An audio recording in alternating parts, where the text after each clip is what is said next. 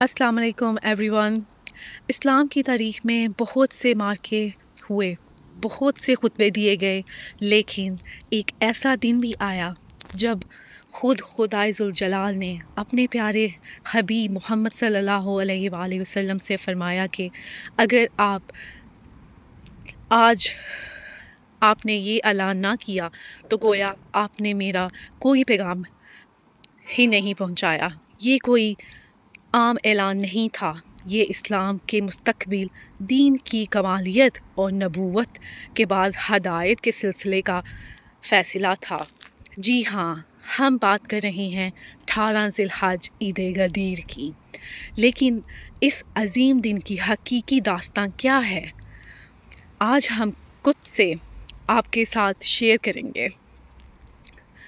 आज की इस तफसीली वीडियो में हम गदीर के उस तपते हुए सहरा में चलते हैं और हकीकत को करीब से देखते हैं। वाक़या शुरू होता है हिजरत के 10वें साल से। अल्लाह का रसूल हज़रत मोहम्मद मुस्तफ़ा सल्लल्लाहु अलैहि वसल्लम ने अपना आखिरी हज मुकम्मल किया, जिसे तारीख़ में हजतुल विदा कहा जाता है। इस हज में आपके साथ सहाबा का एक अजीम समंदर था। शिया और सुन्नी दोनों रवायात के मुताबिक इस लश्कर की तादाद 1 लाख से ज़्यादा बयान की जाती है। हज के मुनासिक ख़त्म हुए, सब लोग अपने अपने शहरों की तरफ लौट रहे थे। जब ये कारवां गदीर खुम नाम के मुकाम पर पहुंचा तो वहाँ एक अजीब मंजर पेश आया। गदीर असल में एक तालाब या कुएं को कहते हैं और ये वो मुकाम था जहाँ से मदीना, मिस्र, इराक और यमन के रास्ते अलग अलग होते थे।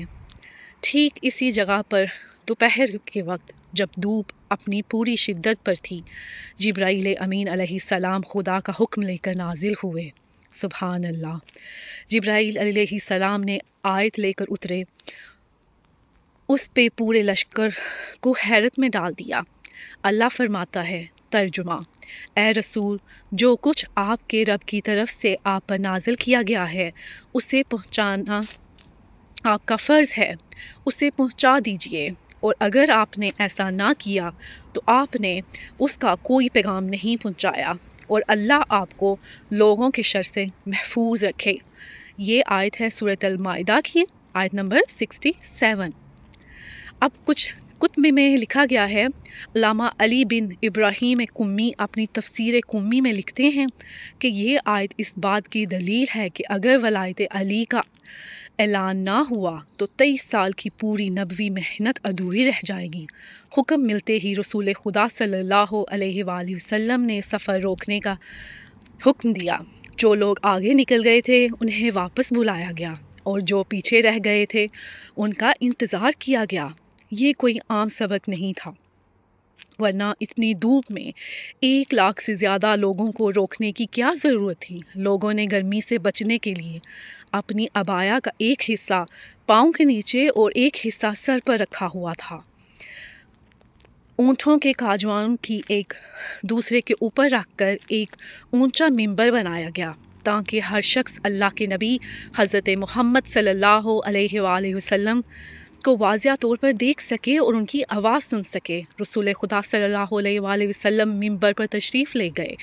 आपने पहले एक खूबसूरत और तवील खुतबा दिया जिसे खुतबा गदीर कहते हैं। आपने फरमाया, ए लोगो, मैं तुम्हारे दरमियान 2 गरी कदर चीज़ें छोड़ के जा रहा हूँ, एक अल्लाह की किताब कुरान और दूसरा मेरी इतरत यानी मेरी अहले बैत। ये दोनों एक दूसरे से अलग नहीं होंगे यहाँ तक कि हौज़े कौसर पर मुझसे आ मिलें। इसके बाद आपने पूछा, क्या मैं तुम्हारी जानों पर तुमसे ज़्यादा हक नहीं रखता? सब ने कहा, बेशक या रसूल अल्लाह। तब आप सल्लल्लाहु अलैहि वसल्लम ने फरमाया, मौला अली बिन अबी तालिब का हाथ पकड़ा और फरमाया, اور اتنا بلند کیا کہ سارے مجمع کو نظر آنے لگا۔ پھر آپ نے وہ تاریخی جملے کہے جو دین کی بنیاد بنی، سبحان اللہ، من کنتہ مولا ہو فہذا علی مولا، جس کا میں مولا ہوں اس کا علی مولا ہے، سبحان اللہ۔ آپ صلی اللہ علیہ وآلہ وسلم نے مزید فرمایا، اے اللہ، جو اس سے محبت رکھے تو اس سے محبت رکھ، جو اس سے عداوت رکھے تو اس سے عداوت رکھ۔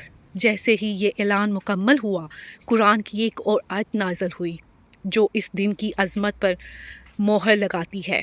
آج میں نے تمہارے لیے تمہارا دین کامل کر دیا اور تم پر اپنی نعمت پوری کر دی اور تمہارے لیے اسلام کو بحیثیت دین پسند کر لیا، سبحان اللہ۔ اور یہ بھی آیت ہے سورۃ مائدہ کی آیت نمبر 3۔ آئیں اب دیکھتے ہیں کہ کتب اس بارے میں کیا کہتی ہیں۔ اصول کافی شیخ کلونی نقل کرتے ہیں کہ امام جعفر صادق علیہ السلام نے فرمایا، اسلام کی بنیاد 5 چیزوں پر ہے: نماز، زکوٰۃ، روزہ، حج اور ولایت۔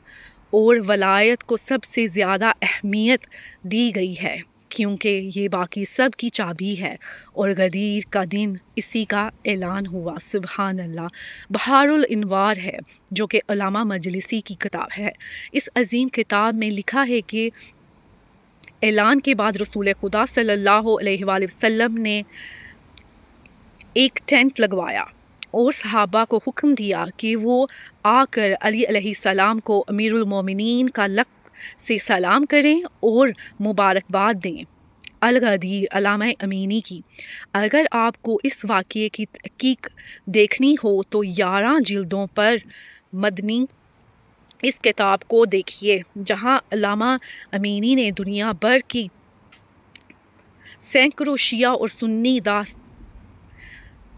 دستاویز سے سبق حاصل کر کے غدیر کا واقعہ آفتاب کی طرح روشن اور معتبر کیا ہے، سبحان اللہ، ماشاء اللہ، سبحان اللہ۔ آل محمد علیہ السلام کے نزدیک یہ دن کوئی عام دن نہیں ہے بلکہ عید الاکبر، اللہ کی سب سے بڑی عید ہے۔ روایات کے مطابق یہ دن آسمانوں پر بھی منایا جاتا ہے، اللہ اکبر۔ امام علی رضا علیہ السلام فرماتے ہیں، غدیر کے دن مومن کے لیے خوشی کا دن ہے۔ جو اس دن اپنے مومن بھائیوں کو کھانا کھلائے گا گویا اس نے خدا کے تمام نبیوں کو کھانا کھلایا، سبحان اللہ۔ اس دن کی خوشی میں کچھ اعمال بھی ہیں: روزہ رکھنا، غسل کرنا، نیا اور صاف کپڑا پہننا، ایک دوسرے کو مبارکباد دینا اور زیارت امیر المومنین حضرت علی علیہ السلام پڑھنا شامل ہے، سبحان اللہ۔ دوستو، غدیر صرف ایک تاریخی داستان یا 14 سال پہلے کا کوئی قصہ نہیں ہے۔ غدیر ایک سوچی سمجھی نظام کا نام ہے۔ غدیر ہمیں سکھاتا ہے کہ خدا اپنے بندوں کو کبھی بے یار و مددگار اور بنا رابطے کے نہیں چھوڑتا۔ آپ سب کو عید غدیر، عید اکبر بہت بہت مبارک ہو۔